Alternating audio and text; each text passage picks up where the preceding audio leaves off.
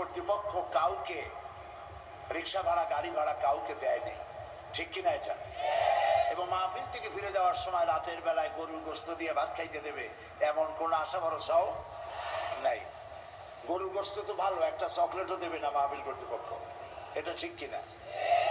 তো পয়সা খরচ করে এসেছেন পকেটে, বসেছেন গরমের মধ্যে।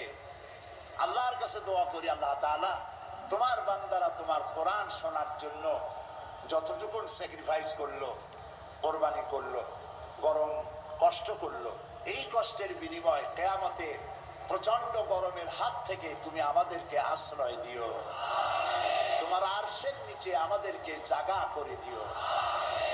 প্রিয় ভাই সব, আপনারা সবাই এসেছেন কোরআন শুনতে। কি শুনতে এসেছেন বলুন? আর আমিও এসেছি কোরআন শোনাতে।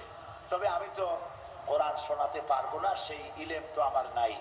সুবহানাকা লা ইলমা লানা ইল্লা মা আল্লামতানা। আল্লাহ যদি কিছু বলার তৌফিক দেন তাহলে বলতে পারবো। লোকেরা মুফাসসিরে কোরআন আমাকে বলে, কিন্তু আমি তো নিজে জানি আমি কি, আমি কোরআনের তাফসীরের নগণ্য ছাত্র মাত্র।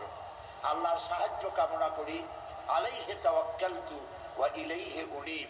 তিনি যদি দয়া করে কিছু বলার তৌফিক দেন তবে আমি বলতে পারবো ইনশাআল্লাহ। আল্লাহ যেন তেমন কিছু কথা বলার তৌফিক দেন যা আমাদের জন্য, আমার নিজের জন্য, শ্রোতা ভাই বোনদের জন্য তা যেন কল্যাণকর হয়। আমরা বলি আমিন। প্রিয় ভাই সব, শুনতে এসেছি কোরআন, এটা কার? একটু লক্ষ্য করুন তো।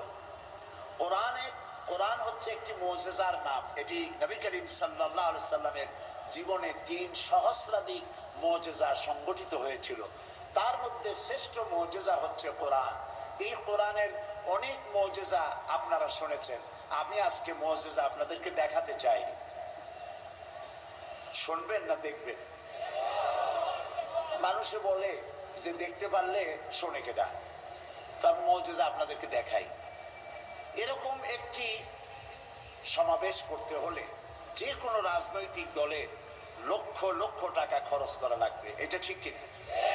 কিন্তু এখানে ওই পরিমাণ টাকা খরচ হয়নি। খুব কম খরচে এই মানুষগুলি এখানে একত্রিত হয়েছে। মৌচাকের মতো মধুমক্ষিকেরা, এ কোরআন হচ্ছে মৌচাক, আর এর থেকে মধু আহরণ করতে এসেছে সব মৌমাছিরা। তারপরে সমাবেশ হলে, রাজনৈতিক সমাবেশ, চতুর্দিকে পুলিশ আর মিডিয়ার দাঁড়াইয়া বসাইতে এত চেষ্টা করে, তাও বসতে চায় না। যদিও বসে, সিনেমাদাম চাবায়, সিগারেট টানে, এদিক ওদিক তাকায়। কিন্তু লক্ষ্য করুন তো,